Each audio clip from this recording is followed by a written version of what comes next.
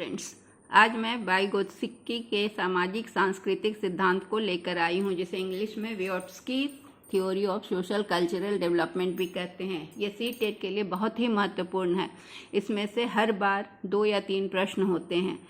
तो इनका वाइगोत्स्की का समय है 1896 से 1934 तक वो रूस के मनोवैज्ञानिक थे। इनका सामाजिक और सांस्कृतिक सिद्धांत संज्ञानात्मक विकास का एक प्रगतिशील विश्लेषण प्रस्तुत करता है। ठीक है, विश्लेषण प्रस्तुत करता है मतलब बहुत प्रोग्रेसिव उन्होंने बताया, इसमें प्रगतिशील रूप में बताया, नया थॉट दिया। उन्होंने बालक के संज्ञानात्मक, जिसको कॉग्निटिव कहते हैं, विकास में समाज और सांस्कृतिक संबंधों के बीच संवाद को महत्वपूर्ण आयाम बताया। उन्होंने कहा कि बच्चों का जो भी ज्ञानात्मक विकास होता है उसमें समाज में जो होता है और समाज और संस्कृति के बीच में जो संवाद होता है या जो समाज और संस्कृति का प्रभाव होता है उसका बहुत ज़्यादा असर होता है। इसके आधार पर उन्होंने ये बताया कि भाषा जो है वो संज्ञानात्मक विकास का महत्वपूर्ण आधार है। मतलब भाषा जो है वो कॉग्निटिव, संज्ञानात्मक, नॉलेज के विकास का बहुत ही महत्वपूर्ण आधार है। बच्चे के विकास में समाज और संस्कृति का महत्वपूर्ण स्थान है। बच्चे क्या करते हैं, अपने से बेहतर संगति में अच्छा सीखते हैं। जैसा संगति में रहते हैं वो ज़्यादा अच्छा सीखते हैं। हम ये देखे हैं कि बच्चा जिस संस्कृति में रहता है उसका, जैसे हम ही लोग देखते हैं कि एक गांव में रहने वाला लड़का और एक दिल्ली में रहने वाले बच्चे के विकास में बहुत अंतर होता है। वहाँ के छोटे छोटे बच्चे भी बहुत आगे मतलब डेवलप्ड होते हैं, बहुत विकसित होते हैं। वो बहुत सारे मॉडर्न टेक्नोलॉजी को यूज कर सकते हैं गांव के बच्चे की तुलना में। तो बच्चे अपने से बेहतर संगति में अच्छा सीखते हैं और बच्चों को स्वयं सीखने देना चाहिए, पर जब उसे दिक्कत हो मदद करनी चाहिए। बच्चों की भाषा और विचार पहले शुरू में जब 2 वर्ष होता है तब अलग अलग रहता है, लेकिन 2 वर्ष के बाद फिर वो एक होने लगता है, क्योंकि फिर वो जहाँ रहता है सबके विचार से प्रभावित होने लगता है। वाइगोत्स्की के अनुसार अधिगम पहले बच्चे तथा वयस्क के बीच होता है। ठीक है, पहले बच्चा किससे सीखता है, बड़ों से सीखता है। बाद में उनके अनुसार स्मृति, ध्यान, तर्क शक्ति के विकास में शामिल होता है। बड़ों के हिसाब से वो उनके सोचने की क्रिया, उनके सोचने के तरीके, ये सारी चीज़ों को वो देखते हैं और सीखते हैं। ठीक है, तो जैसे जिस वातावरण में रहते हैं, जैसे व्यक्तियों के साथ रहते हैं, उस हिसाब से सीखते हैं। मतलब कोई व्यक्ति किसी संस्कृति में, मान लीजिए कि कोई टेक्नो सेवी या हाईटेक सिटी में रहता है तो वो काउंटिंग सीखता है कंप्यूटर से, और गांव में रहने वाला बच्चा उंगलियों पर सीखता है या मोतियों के द्वारा गिनना सीखता है। तो ये जो अंतर है, ये समाज का और संस्कृति का अंतर बच्चों को के अधिगम को प्रभावित करता है। ठीक है, तो ज्ञान जो होता है वो बाह्य वातावरण में स्थित और सहयोगी होता है। तो जैसा जैसा वातावरण मिलता है बच्चे वैसा वैसा सीखते हैं, और उससे अंतःक्रिया करके वो सहयोगात्मक क्रिया के द्वारा कुछ ज़्यादा सीखते हैं, जो बच्चों को ज़्यादा मौका मिलता है। तो उनके अनुसार वास्तविक विकास का स्तर और संभावित विकास का इसको हम लोग बाद में डिस्कस करेंगे। इसको बाद में डिस्कस करेंगे, इसके लिए हम अलग रखे हैं। ठीक है, इसको यहाँ पर इसकी ज़रूरत नहीं। बालक का मानसिक, सामाजिक और भाषा का विकास सामाजिक अंतःक्रिया के द्वारा होता है। जो हमने बताया कि समाज में इंटरेक्शन जैसे जैसे लोगों से होता है उस तरह से होता है। तो वाइगोत्स्की का कहना है कि बालक भाषा को 2 प्रकार की स्पीच से सीखता है। 2 तरह की वाणी होती है। एक होता है आंतरिक वाणी, जो बच्चा अंदर विचारों से उत्पन्न है या उसके मस्तिष्क में जो सोच उत्पन्न होता है। तो जो सोच उत्पन्न हुआ तो वो उसकी आंतरिक वाणी हुई, और जब उसी को वो शब्द रूप दे देता है, वो वहाँ पर आंतरिक वाणी जो अमूर्त रूप में होता है, जिसको कोई फॉर्म नहीं दिया है, और जब वो उसको शाब्दिक भाषा में, जब एक्सटर्नल स्पीच में ले आता है, इनर स्पीच को जब बाह्य स्पीच में लाता है, जब वो शाब्दिक रूप देता है अपनी आंतरिक वाणी को, तो विचारों को ध्वनियों में परिवर्तित करता है और दूसरों से बातचीत करता है। तो इसको हम शाब्दिक भाषा कहते हैं। तो जब बालक निज भाषा को प्रकट करता है तो वो उसको हम शाब्दिक भाषा कहते हैं। और बालक जो है सो स्कूल जाने के पहले ही बोलना सीख जाता है, उसके लिए उसको स्कूल जाने की ज़रूरत नहीं होती है, स्कूल जाकर ही बोलना सीखता है, ऐसी बात नहीं है। तो वो पहले आप समाज में, घर में, आपस में जो लोग हैं उनके बातचीत से, घर में परिवार से, माता पिता की बातों से सीख जाता है, वो चीज़ों को पहचानने लगता है और समझने लगता है, घर के लोगों से, भाषा से सीखता है। तो आरंभिक बाल्यावस्था में भाषा बहुत महत्वपूर्ण है, जो बच्चा घर से ही सीखता है। ठीक है, तो वो अमूर्त भावों को मूर्त रूप देता है, शब्दों का रूप देता है। ठीक है, उसके बाद क्या कर दूसरा है, तब फिर पियाजे का कहना है कि निजी भाषा को आत्मकेंद्रित या अपरिपक्व मानना है। उनका कहना है कि भाषा निजी भाषा जो है वो आत्मकेंद्रित, जो इंटरनल स्पीच है वो आत्मकेंद्रित है और अपरिपक्व है। और वाइगोत्स्की का कहना है कि आरंभिक बाल्यावस्था में जो बच्चे के मन में सोच आता है वो बालक के विचारों का महत्वपूर्ण साधन है। तो बच्चा क्या करता है कि आत्मसात करता है, इंटरनलाइज करता है, दूसरों की बातों को सुनता है और उसके बाद उसको इंटरनलाइज करता है। तो पियाजे का कहना है कि बालक को में पहले भाषा आती है तब विचार आते हैं। पियाजे का और वाइगोत्स्की का ये अंतर है भाषा में, मतलब विचार में। इसको आप ध्यान रखिएगा, इस पर से भी प्रश्न आता है कि पियाजे का क्या कहना है कि बालक में पहले भाषा आती है तब विचार आते हैं। ठीक है, और वाइगोत्स्की का मानना है कि उल्टा, पहले विचार आते हैं फिर भाषा आती है। तो वाइगोत्स्की और पियाजे के सिद्धांत में भाषा को लेकर क्या अंतर है? पियाजे में विचार पहले भाषा तब विचार, और वाइगोत्स्की का कहना है कि पहले अमूर्त रूप में विचार आते हैं तब उनको शब्द देता है, ध्वनि के रूप में प्रवर्तित करता है, तब भाषा आती है।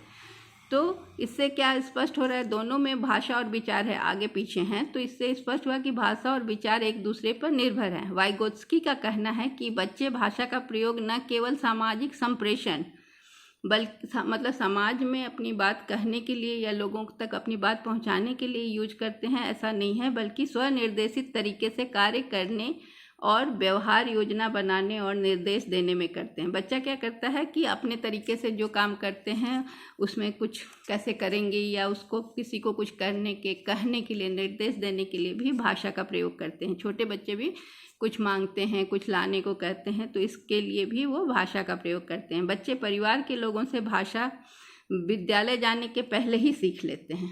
ठीक है, तो इसे हम इसके प्रयोग को आंतरिक स्वभाषा कहा जाता है। ये पहला उनका ये पॉइंट भी इम्पॉर्टेंट है वाइगोत्स्की का। जो इंटरनलाइजेशन होता है वो क्या होता है कि बाहर जाने के पहले, विद्यालय जाने के पहले वो घर के लोगों से सुनकर जो सीख जाते हैं उसे हम आंतरिक स्वभाषा कहते हैं, इंटरनलाइजेशन कहते हैं।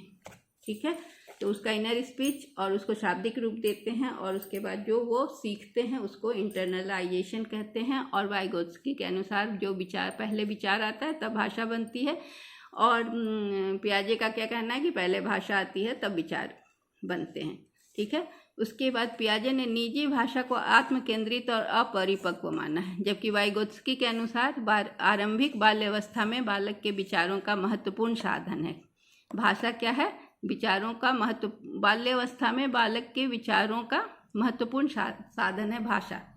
ठीक है, तो विचार आए, उसको जब वो प्रकट करता है विचार को, तो वो भाषा के रूप में। तो ये हो गया पहला, उनका सिद्धांत का पहला पॉइंट हो गया इंटरनलाइजेशन, जिसमें कि बच्चे में पहले विचार आते हैं, फिर उनको शब्द रूप में देता है, फिर उसको आत्मसात करके बाहर उसको फिर प्रदर्शित करता है, बोलता है। तो उस विद्यालय जाने के पहले ही वो भाषा सीख लेता है। तो उस क्रिया को आत्मसातीकरण या इंटरनलाइजेशन भी कहते हैं, या आंतरिक स्वभाषा कहते हैं। दूसरा है स्कैफोल्डिंग, इसका हिंदी है ढांचा निर्माण या अस्थायी सहारा। यह बालक को अधिगम समस्या में समाधान में दिया जाने वाला बाहरी सहयोग है। इसमें क्या होता है कि बच्चा अगर कोई काम नहीं कर पा रहा है तो उसको बाहरी सहयोग दे दिया जाता है, तो वह काम कर लेता है। तो यह वह तकनीक है जो बच्चों के असंगठित और अव्यवस्थित संप्रत्यय, यहाँ कॉन्सेप्ट को संप्रत्यय कहते हैं, को समझने में सहयोग देता है। मतलब क्या है कि कोई नया चीज़ अगर बच्चा को समझ में नहीं आ रहा है तो कोई उसको समझा देता है। तो जो असंगठित या अव्यवस्थित कॉन्सेप्ट है, जो उसके दिमाग में नहीं आ रहा है, उसको समझने में कोई बाहरी व्यक्ति जो सहयोग देता है, उसे हम स्कैफोल्डिंग या अस्थायी सहारा कहते हैं। ये भी क्वेश्चन आता है। तो स्कैफोल्डिंग क्या है कि बच्चे को कोई चीज़ सीखने में थोड़ी मदद जो की जाती है, बाहरी आदमी कोई मदद कर देता है, कोई बता देता है, तो वो परमानेंट ना होकर अस्थायी सहारा होता है। बता दिया तो उससे उसका वो कॉन्सेप्ट क्लियर हो गया। तो ये दूसरा हो गया स्कैफोल्डिंग। पहला था इंटरनलाइजेशन, जिसको आंतरिक आत्मसातीकरण या आंतरिकरण कहते हैं, आंतरिक स्वभाषा। दूसरा है ढांचा निर्माण या स्कैफोल्डिंग। और तीसरा जो सबसे इम्पॉर्टेंट है वो है संभावित विकास या समीपस्थ विकास। ठीक है, ये समीपस्थ विकास जो होता है या संभावित विकास, ये जो है इसके बारे में, ये कॉन्सेप्ट के बारे में, संप्रत्यय माने कॉन्सेप्ट, वाइगोत्स्की का कहना है कि खुद समस्या समाधान की क्षमता द्वारा होने वाले वास्तविक विकास के स्तर और किसी बड़े व्यक्ति के निर्देशन में होने वाले विकास के बीच के स्तर को ही संभावित विकास का क्षेत्र निर्धारित करता है।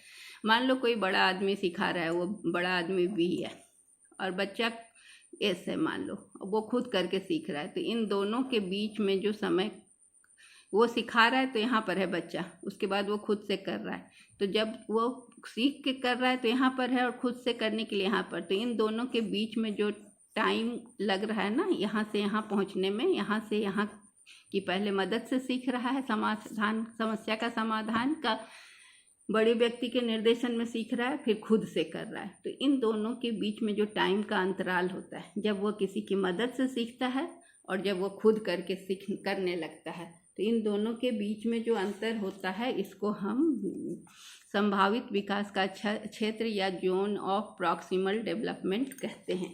मतलब जोन ऑफ प्रॉक्सिमल डेवलपमेंट क्या हुआ कि जो बच्चा खुद से करने लगे और जो उसको सिखा रहा है, पहले किसी के मदद से सीख रहा है। जैसे मान लो कि कोई बच्चा स्कूल जा रहा है और कोई बहुत, मतलब एक उदाहरण दिया है कि कोई बहुत इंटीरियर, बहुत रूरल एरिया की बच्ची आती है, आदिवासी गांव की बच्ची होती है, जिसको कि बहुत मुश्किल होता है सीखने में। तो वो पहले बड़ी मुश्किल से 5-6 लेटर सीख पाती है, उसके बाद फिर उसको क्लास के लोग और टीचर मदद करते हैं, तो वो फिर पूरा वर्णमाला सीख लेती है। तो पूरा वर्णमाला सीख ली, यहाँ पर पहुँच गई। उसके बाद क्या हुआ कि उसके बाद वो खुद से वर्ड तैयार करने लगी। जब उसको सारे लेटर्स पता चल गए तो खुद से वो वर्ड तैयार करने लगी। तो ये स्टेज था जहाँ पर कि उसको सिर्फ 5-6 लेटर पता था। फिर दोस्तों की मदद से वो सारा अल्फ़ाबेट सीख लिया। अब उस अल्फ़ाबेट को सीखने के बाद वो यहाँ पर जब आती है तो वो खुद से वर्ड्स तैयार करने लगी, बनाने लगी, जैसे C फॉर कार या इस तरह का कोई भी चीज़, क से कमल, इस तरह का लिखने लगी। तो ये जो उसका डेवलपमेंट हुआ, तो ये जो टाइम लगा, मान लो कि वो सीखी 3 महीना में ये चीज़, और 6ठा महीना से वो वर्ड बनाने लगी।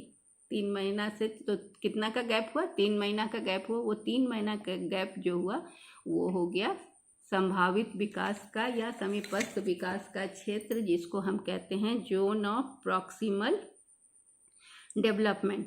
ये बहुत ही इम्पॉर्टेंट है और आपके मतलब एग्ज़ाम में ये इससे बहुत क्वेश्चन आता है, इसलिए आप इसको बहुत ध्यान से समझेंगे। तो हम लोग क्या क्या सीखे, पहला तो इनर स्पीच, जिसमें विचार पैदा होते हैं, और उसको मतलब आंतरिक विचार, उसको फिर वो जब शब्द रूप में देता है तो उसको एक्सटर्नल स्पीच कहते हैं। तो जब विचार आते हैं उसके बाद भाषा आती है, क्योंकि वो भाषा में उसको प्रकट करता है। फिर इससे क्या हुआ कि इस पता क्या चला कि विचार और भाषा एक दूसरे पर आधारित है। तो फिर क्या होता है कि फिर भाषा जो है वो यंत्र बन जाता है, मतलब भाषा के सभी गुण और भाव जो होते हैं एक संस्कृति से दूसरे संस्कृति में ट्रांसफ़र हो जाते हैं। ठीक है, तो भाषा हो गया। उसके बाद फिर क्या है कि बच्चा फिर उस कुछ सीखने के लिए उसको मदद की ज़रूरत होती है। तो कोई उसको या तो पहले तो वो अनुकरण करके सीख लिया, फिर उसको टीचर हेल्प किया सीखने के लिए, उसके बाद टीचर हेल्प किया तो वो सीख गया, तो उसको स्कैफोल्डिंग कहे। उसके बाद फिर क्या हुआ कि जोन ऑफ प्रॉक्सिमल डेवलपमेंट में क्या होता है कि कुछ चीज़ें वो मदद से सीखता है, फिर धीरे धीरे वो खुद से करने लगता है। तो इन दोनों के बीच में जो मदद से सीखना और खुद से करने लगने के बीच में जो समय का अंतराल होता है उसे जोन ऑफ प्रॉक्सिमल डेवलपमेंट कहते हैं। तो ये बहुत इम्पॉर्टेंट है और बहुत सिंपल है। उम्मीद है कि सबको समझ में आ गया होगा। तो इस पर ध्यान से एक बार देख लीजिएगा, समझ में आ जाएगा। Thank you.